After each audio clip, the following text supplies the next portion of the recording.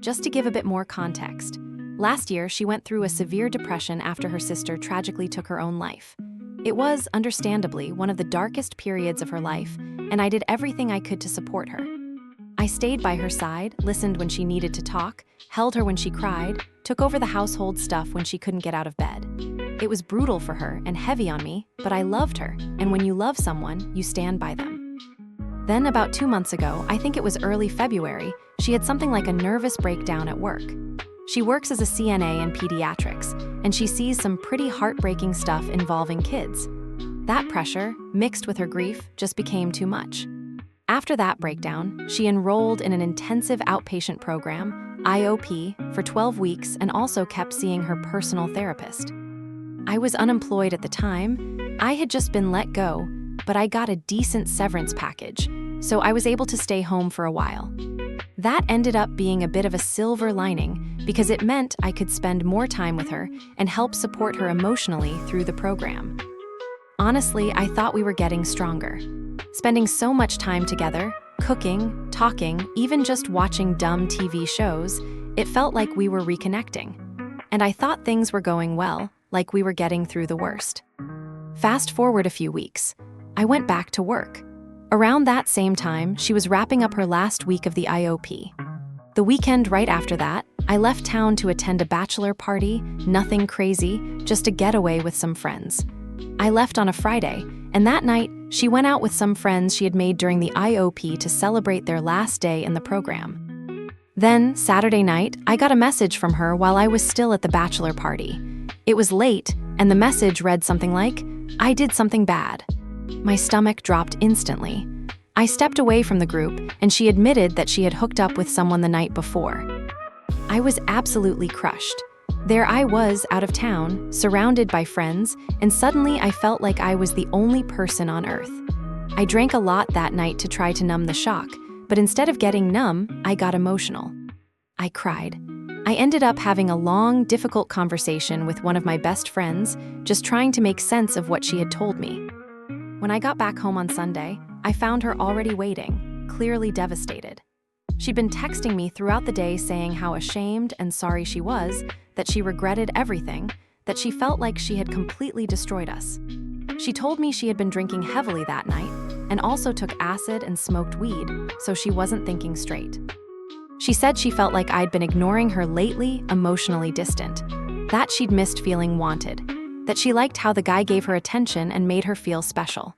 From my side, I didn't think I had been any more distant than usual. I'd just gone back to work.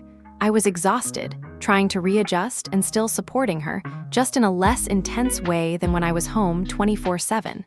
But I listened. She claimed it was just a drunken hookup. I asked her directly, "Are you telling me everything?"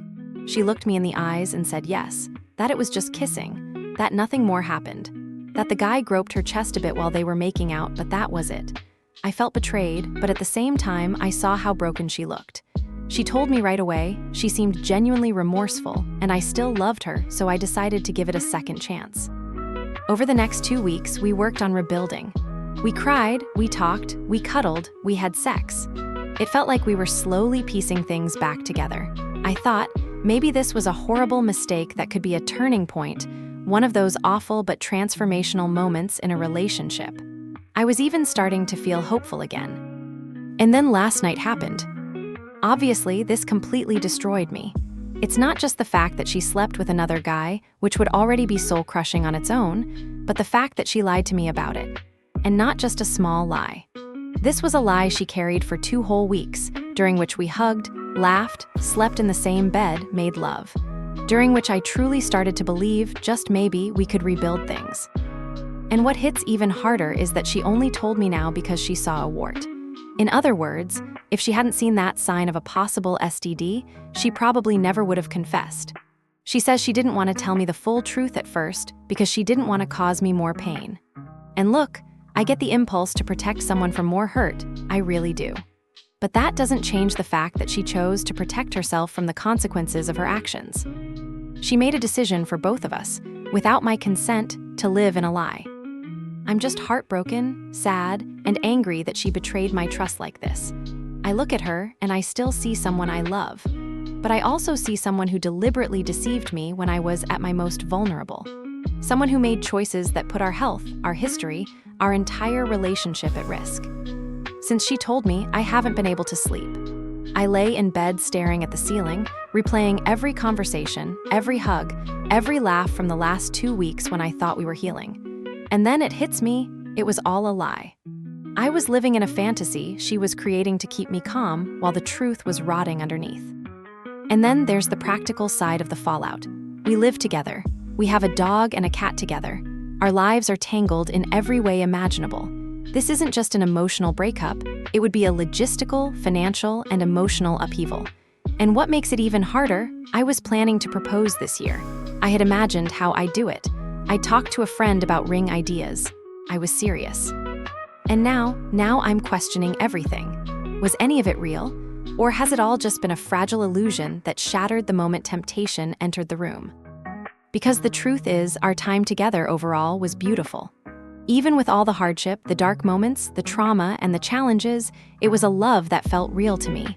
I know couples go through things. I know depression and trauma and drugs can mess with a person's thinking. But this isn't just a mistake. This is a rupture. A fracture so deep, I'm not sure what could ever fill it.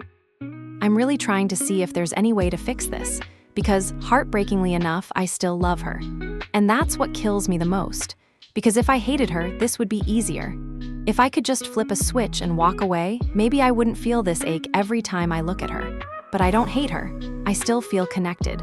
I still want to find a way. But do I trust her? That's the part I don't know. Trust is like a bridge. And once it collapses, you can try to rebuild it, but it takes time, honesty, and work from both sides. I don't know if she fully understands how much effort it will take to rebuild that. I don't know if she's truly willing to show up for that kind of work. What I really need to feel is that she's fighting for us too. That it's not just me standing here trying to hold the pieces together. That she wants this as badly as I do, and that she's ready to be painfully honest, consistently present, and relentlessly accountable. But the question that haunts me the most right now is, can I forgive her? Can I forgive her? Can I ever look at her again without seeing that night? Can I build a future with someone who shattered my sense of safety? Can I carry this pain without letting it poison everything that comes after?